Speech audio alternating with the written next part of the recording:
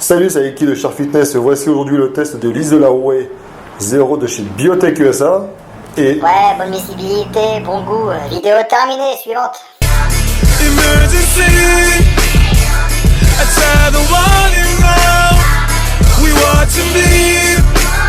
You know I told him, step before the sun up. Oh, step before the sun up. Don't make me have to put another man down. Just watch it head when you hear the sun.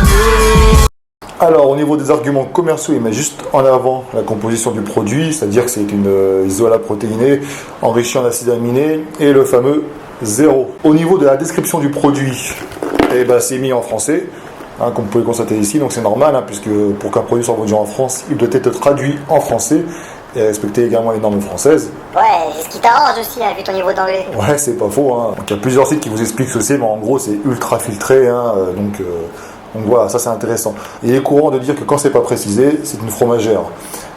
Sinon, ce serait précisé protéines natives de lait ou quelque chose comme ça. Alors, je sais que ça en intéresse certains parmi vous, donc ça manque de précision. Non, mais dis-le, c'est de la fromagère.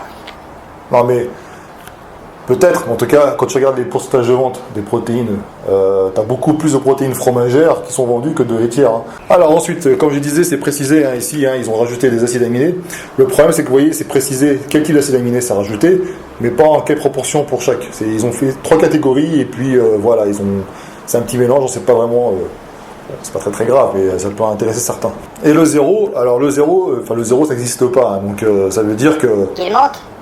Mais non, ça veut pas dire qu'il monte. Ça veut simplement dire qu'en fait, ils n'ont pas ajouté, c'est précisé en fait, il y a une petite astérix qui précise qu'ils n'ont pas rajouté de sucre dans ce produit, c'est ce qui est contenu naturellement là-dedans, donc au niveau du lactose, ça n'existe pas, la protéine qui est 100% protéinée, je veux dire, il n'y a pas de lactose, rien du tout, ça n'existe pas.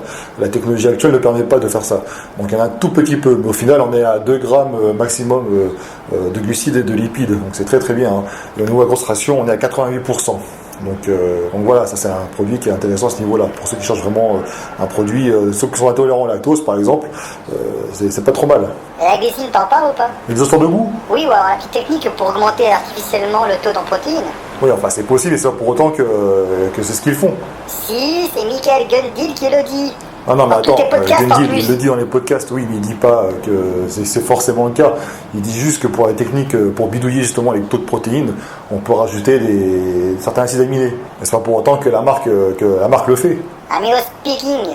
En fait, tu veux qu'on ait un procès, en fait, t'as envoyé pour que le site ferme, c'est ça, Alors au niveau des normes, c'est beaucoup plus précis sur notre site, Sharp Fitness, dans l'article, il y a des définitions donc je vous invite à aller le voir. Je mettrai le lien dans la description, mais en gros, c'est sans produit dopant, c'est garanti HACCP, sans gluten, c'est sans aspartame. Alors au niveau des conseils d'utilisation, la marque suggère 25 grammes de protéines, donc une dosette, que vous mélangez avec de l'eau ou du lait. Avec du lait. Oh les blaireaux. Ouais, donc c'est pour ça que nous on déconseille fortement évidemment de faire un mélange avec du lait, parce que l'intérêt d'avoir une protéine auto-filtrée, c'est de ne pas rajouter du lactose là-dedans. Donc ce que je fais moi par exemple, c'est que je prends de l'eau, température ambiante, et puis voilà, quoi, c'est tout.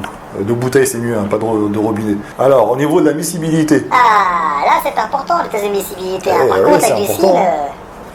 Donc ce qu'on voit au niveau de la miscibilité, effectivement, c'est que comme vous pouvez constater, j'ai respecté vraiment les dosages indiqués par la marque.